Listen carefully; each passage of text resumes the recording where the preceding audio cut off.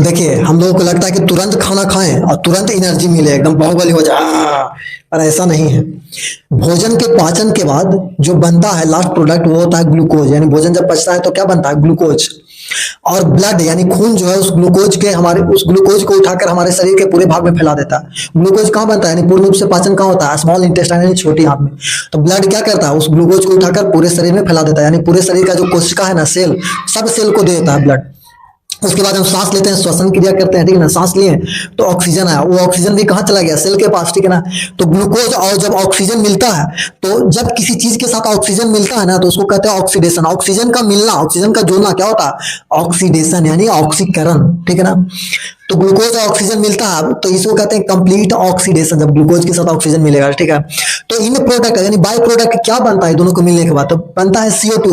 अब इतना सारा प्रोसेस भोजन के पाचन में हुआ तो कुछ ना कुछ तो CO2, या फिर हम जो ऑक्सीजन लिए तो उसमें भी कुछ CO2 आया होगा बाहर से, ठीक ना। तो CO2 हुआ। उसके बाद जब भोजन करते हैं तो हम लोग पानी भी तो पीते हैं, तो इसीलिए वाटर भी बना H2O, ठीक ना। भोजन करते समय पानी पीते हैं, अब वो CO2 हम लोग छोड़ देते हैं, मतलब सांस बाहर छोड़ते हैं ना, ठीक ना। तो CO2 बाहर छोड़ देता है, H2O पसीना या पेशाब के रूप में H2O भी निकल जाता है। तो CO2 H2O बना, उसके साथ बना एनर्जी, ऊर्जा। यही तो काम का, यही तो हमको रखना है, इसी का तो उपयोग करना है। और जो एनर्जी जो बनता है वो ATP के फॉर्म में बनता है, एड्रेनोसिन ट्राइफॉस्फेट, जिसका फुल फॉर्म होता है। पूछा था एनर्जी किस फॉर्म में बनता है, तो ATP के फॉर्म में बनता है यही एनर्जी।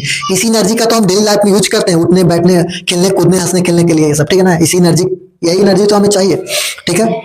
यही एनर्जी तो हमें पहलवान बनाता है। तो देखिए, अब ये जो ऑक्सीडेशन होता है यानी ये जो एनर्जी बनता है वो कहाँ होता है? तो सेल में कई सारे ऑर्गेनल यानी कई कोशिकांग होते हैं हमारे सेल में, यानी हमारी कोशिका में। उसमें से एक होता है माइटोकॉन्ड्रिया।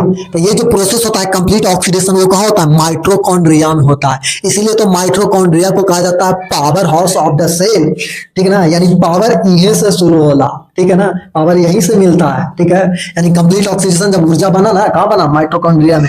तब वहीं से पावर शुरू होता है, वहीं से पावर मिलता है। तो उम्मीद करता हूँ आज के बाद ये कभी भी कंफ्यूजन नहीं करेगा, ठीक है।